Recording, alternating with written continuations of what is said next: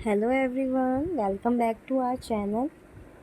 जैसा जैसा कि आप सभी जानते ही हैं कि हम आप अपनी वीडियोस में नेक्स्ट जेआरएफ के पेपर 1 को डिस्कस करते हैं और इसमें हमारी जो यूनिट चल रही है वो यूनिट 9 है। यूनिट 9 जो है हमारी इन्वायरमेंट रिलेटेड है।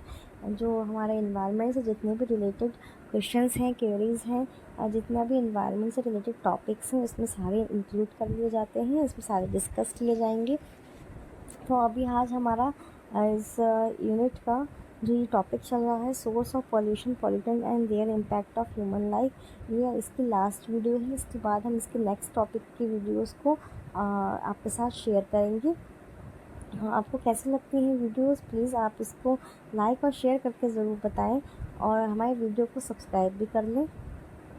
इस चैनल को सब्सक्राइब कर लिए ताकि आपको ज़्यादा से ज़्यादा इन्फॉर्मेशन आप तक पहुंच सके। तो चलिए स्टार्ट करते हैं video. Source of pollution, pollutant and their impact on human lifes. जैसा कि हम सभी जानते हैं कि जितने भी पॉल्यूशंस कॉज होते हैं एयर, चाहे वो एयर पॉल्यूशन हो गया, वाटर पॉल्यूशन हो गया, सॉइल, नॉइज़, जो भी पॉल्यूशन होते हैं वो इनके सारे हार्मफुल इफ़ेक्ट्स ही होते हैं हमारी बॉडी पे। और उनको कॉज करने के लिए कुछ ना कुछ ऐसा पॉल्यूटेंट से प्रदूषक होते हैं जिनकी वजह से जो है पॉल्यूशन कॉज हो रहा है। कुछ पॉल्यूशन तो नेचुरली होते हैं, जैसे कि वॉल्केनो हो गया। वॉल्केनो जब बस्ट होता है तो उसमें जो नॉइज़ होती है उससे जो पॉल्यूशन होता है वो अलग ही नेचुरल प्रोसेस है वो। बट आजकल जो एयर पॉल्यूशन और वाटर पॉल्यूशन की बात हम कर रहे हैं वो ह्यूमंस के थ्रू ही किए जा रहे हैं। ह्यूमन की बहुत सारी ऐसी एक्टिविटीज़ हैं जिससे इन्वायरमेंट में क्या हुआ होता है, हस्तक्षेप हो जाता है और इसकी वजह से ही वो अपना क्या कर रहे हैं, इन्वायरमेंट को क्या पोल्यूटेड कर रहे हैं। इसी वजह से एयर पॉल्यूशन और पॉल्यूशन कॉज हो रहे हैं। तो इसी को लेकर इस टॉपिक में हमने काफ़ी कुछ डिस्कस किया है अपनी लास्ट कई वीडियोज़ में। तो चलिए आज की वीडियो में हम आगे डिस्कस कर लेते हैं कि आगे क्वेश्चन और सीरीज़ को हम देखते हैं और हम मूव करते हैं अपने सीरीज़ की तरफ। चलिए बढ़ते हैं आगे। कल हमने अपनी सीरीज़ की 158 क्वेश्चंस को कंप्लीट कर लिया था। आज हम उसे नेक्स्ट क्वेश्चन को कंप्लीट करेंगे, स्टार्ट करेंगे। अभी जो है ये बस जो वीडियो है वो थोड़ी लिमिटेड रहने वाली, क्योंकि जो ये टॉपिक जो चल रहा था उसकी जो सीरीज़ के क्वेश्चंस हैं प्रीवियस ईयर के वो लगभग पूरे हो चुके हैं। नेक्स्ट टॉपिक को हम जल्दी स्टार्ट कर देंगे। इससे पहले आप वीडियो को लाइक शेयर ज़रूर कर दें प्लीज़। चलिए स्टार्ट करते हैं। First question, the gradual buildup of concentration of chemicals as the transfers through higher levels of food chain is called. जैसे कि हमें पता है कि फूड चेन में क्या होता है कि जो ट्रांसफ़र होता है एनर्जी का वो वन प्लेटफॉर्म से सेकंड प्लेटफॉर्म तक क्या करती है, ट्रांसफ़र होती रहती है। तो यही पूछा है कि जो केमिकल का कंसंट्रेशन है ग्रेजुअली जो बिल्डअप हो जाता है वो हायर लेवल्स पे जब फूड चेन में ट्रांसफ़र किया जाता है तो उनको क्या कहते हैं। ऑप्शन ए है बायोमैग्निफिकेशन, बी है biodegradation, C bioconcentration, D none of these. तो आपको बताना है कि इन चारों क्वेश्चंस में से कौन सा ऑप्शन जो है वो करेक्ट होगा इस क्वेश्चन के लिए, या फिर जो डी वाला है वो ठीक होगा कि नन ऑफ दिस के इनमें से कोई आंसर ठीक नहीं होगा। चलिए देख लेते हैं। ऑप्शन नंबर ए है जो बायोमैग्निफिकेशन, वही जो है हमारा राइट आंसर है। Biomagnification is the right answer for this question.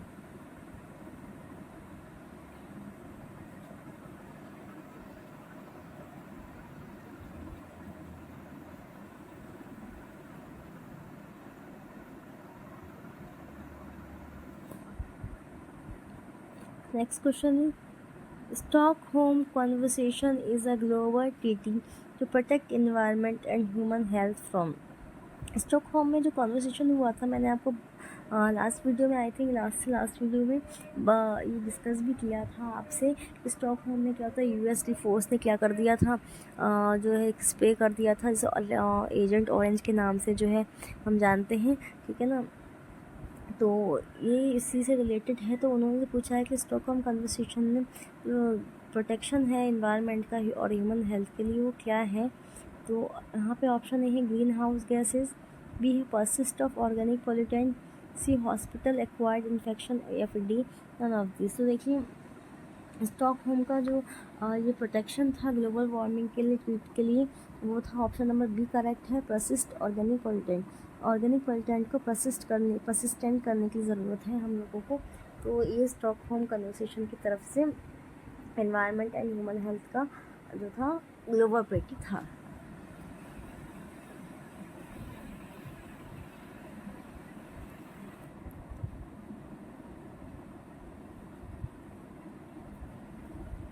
I hope हम आपके कन्फ्यूजन्स, आपके क्वेश्चन को काफ़ी हद तक क्लियर करने में कामयाब रहे होंगे। आपको वीडियो कैसी लग रही है ये हमें ज़रूर बताइएगा।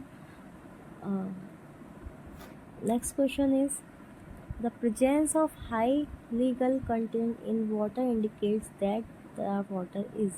हाई एल्गल जो कंटेंट है वाटर में, वो वाटर में क्या इंडिकेट करता है? मतलब जैसे वाटर है, वाटर में जब एल्गी का फॉर्मेशन ज़्यादा हो जाता है तो ये जो ज़्यादा फॉर्मेशन है एल्गी का वाटर में, वो क्या शो कर रहा है वाटर के लिए कि ए वो नेचुरल है, बी वाटर जो एल्कलाइन है, या फिर वाटर एसिडिक है, या फिर नन ऑफ दिस। तो देखिए जब वाटर में एल्गी का जो अमाउंट ज़्यादा हो जाएगा तो ऑब्वियस सी बात है कि वो एसिडिक हो जाएगा, क्योंकि उसमें बहुत सारी जो है एल्गी क्या है, टिनी प्लांट लाइक स्ट्रक्चर होते हैं जिनमें फोटोसिंथेसिस की भी प्रोसेस होती है।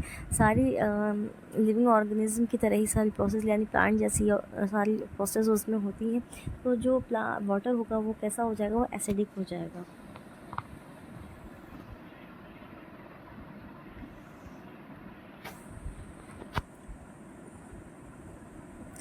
Next question, when fluoride concentration in water exceeds 1.5 mg per liter or so, the disease that may be caused is।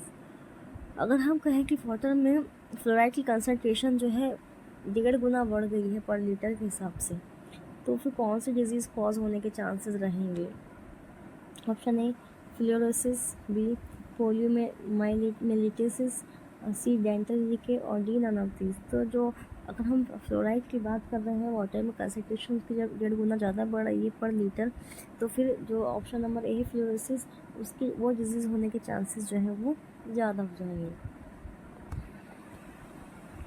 Option number A जो है वो राइट हो जाएगा इस क्वेश्चन के लिए।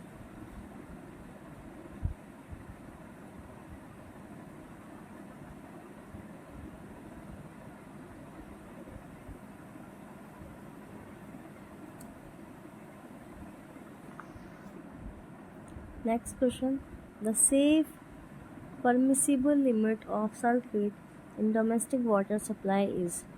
इसमें पूछा है कि जो परमिसिबल लिमिट है सल्फेट की डोमेस्टिक वाटर में वो कितनी होनी चाहिए। मतलब कि जो वाटर घरों में सप्लाई किया जा रहा है उसमें सल्फेट का लिमिटेड जो परमिसिबल लिमिट कितनी होनी चाहिए ताकि वो वाटर जो है हमारे ड्रिंकिंग वाटर के लिए सेफ़ रहे।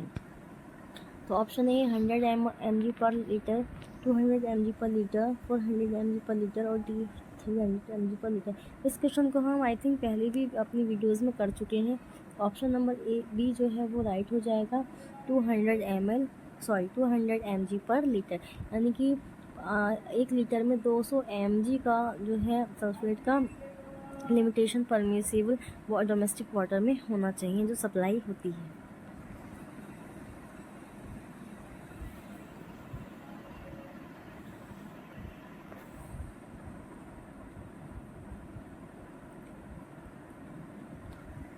Next is silicosis is caused in the. Silicosis एक डिजीज़ है जो किसकी वजह से कॉज हो रही है ये हमें बताना है।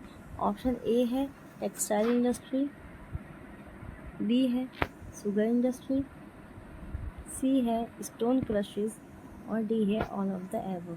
तो सिलिकोसिस जो डिजीज़ कॉज हो रही है वो स्टोन क्रशर की वजह से हो रही है। स्टोन क्रशर का मतलब क्या होता है, जो स्टोन्स होते हैं उनको जब मतलब जब कटाई की जाती है उनकी क्रशर की वजह से क्या होता है, सिलिकोसिस क्या होता है, डिजीज़ कॉज होने के बहुत चांसेस रहते हैं। तो ऑप्शन नंबर सी जो है स्टोन क्रशर्स वो राइट आंसर है इस क्वेश्चन के लिए। ऐसे ही हमने अभी तक जितने भी पॉल्यूशन और पॉल्यूटेंट्स पढ़े हैं वो सभी क्या हैं, हार्मफुल इफ़ेक्ट्स ही हमारे ह्यूमन हेल्थ पर डालते हैं। तो जितना हो सकता है ना हम लोगों को जो अनवांटेड एक्टिविटीज़ हैं एनवायरनमेंट के, वो छेड़छाड़ वाली जो एक्टिविटी उनको नहीं करना चाहिए, जिससे कि क्या है जो हमें ये जो डेंजर का जो सामना करना पड़ता है वो हमें खुद अपनी वजह से ही करना पड़ता है ह्यूमंस को। तो अगर ये एक्टिविटीज़ हम कम कर देंगे तो काफ़ी हद तक जो है, ख़त्म तो हम किसी चीज़ को नहीं कर सकते, बट काफ़ी हद तक जो है इन पे रोक लग सकती है और हमारा जो एनवायरनमेंट है वो थोड़ा पॉल्यूशन फ्री हो सकता है। देखिए आज का जो हमारा टॉपिक था, जो कई सेशन से हम स्टार्ट हमारा चल रहा था, कंटिन्यू था, तो इसकी क्वेश्चंस जो हैं वो आज यहाँ फिनिश हो जाते हैं गाइज़। तो ये जो क्वेश्चंस है का सीरीज़ है इस टॉपिक का वो यहीं ख़त्म होता है। बट हमारे पास आपके लिए कुछ फैक्ट्स हैं जिनको आई होप ये आपके लिए हेल्पफुल रहेंगे। ये 3 हेल्पफुल फैक्ट्स पॉइंट्स हम आपके लिए लेके आए हैं। ये हमारे जो स्टडी है उनमें जो है कहते हैं स्टार पॉइंट हो सकते हैं। चलिए हम इनको डिस्कस कर लेते हैं।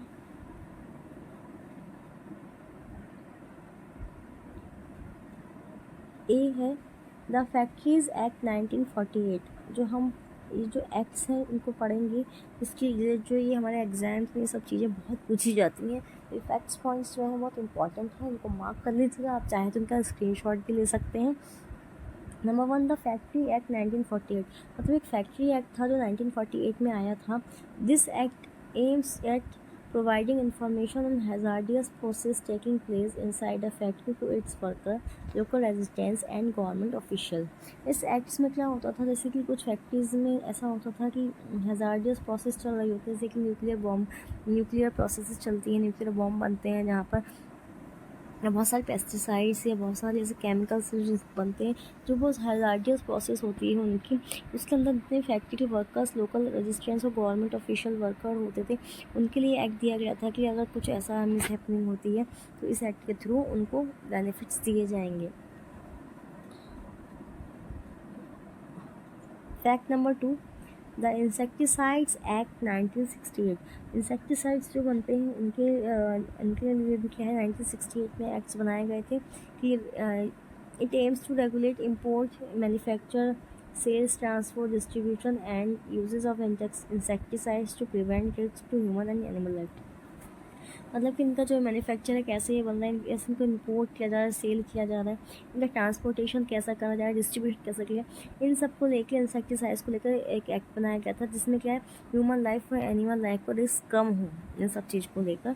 तो इनकी हैंडलिंग को लेकर जो है इंसेक्टिसाइड्स एक्ट 1968 में जो है बनाया गया था। ये ऐसी फैक्ट्री एक्ट जो था वो 1948 में गिवन हुआ था। Fact number 3 the water prevention and control of pollution. ये हमने अपनी लास्ट वीडियो में डिस्कस किया था इस एक्ट के बारे में, मैचिंग्स में थे। तो देखिए the water prevention and control of pollution act जो 1974 में गिवन था। This act defines what water pollution is and determine its penalties। मतलब इस एक्ट के थ्रू ये बताया गया था कि इस एक्ट में वाटर का जो पॉल्यूशन है और उनको डिटर्मिनेशन है वो उनकी पेनल्टीज़ क्या क्या हो सकती है उसको इसमें जो है बताया गया था। तो water pollution prevention and control of pollution act जो 1974 में गिवन था। तो गाइज़ आई होप आप लोगों को ये वीडियोस समझ में आई होगी और ये फैक्ट्स जो हैं वो आपके लिए बहुत इंपॉर्टेंट है। तो आप चाहें तो इनका स्क्रीनशॉट ले सकते हैं, ये आप फर्दर यूज़ आएंगे आपके। तो गाइज़ आपको कैसी लग रही है वीडियो प्लीज़ हमें ज़रूर बताइएगा और बहुत बहुत बहुत धन्यवाद इस वीडियो को देखने के लिए।